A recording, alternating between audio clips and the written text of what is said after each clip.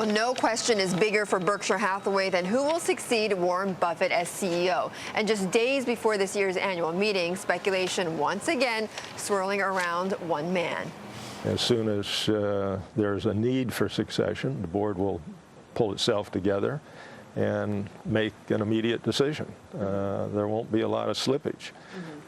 This is not something that's going to be pondered for weeks or months. Berkshire director Ron Olson says the board is constantly discussing life after Buffett.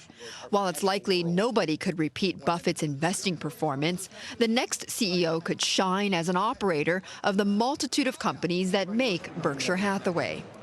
And that's why many believe the name at the top of the list is David Sokol.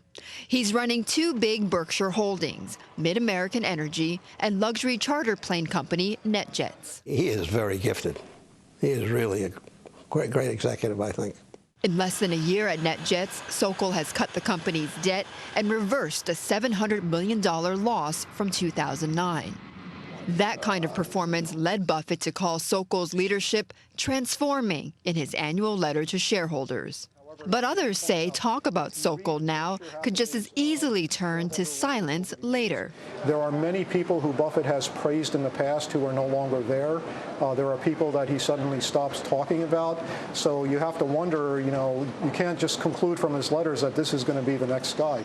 Sokol is also a very different kind of executive than Buffett. He has a list of the people he would fire in his business if he had to eliminate heads, and I don't think that's the way people in Berkshire generally think.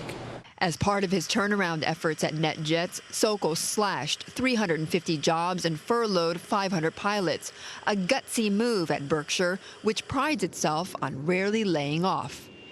Sokol's tough style led several NetJet executives to quit, including co-founder and vice chairman Jim Jacobs. If I had it again, with my partner or whoever, myself, I wouldn't sell the company to Berkshire Hathaway if it was David that was going to be doing it.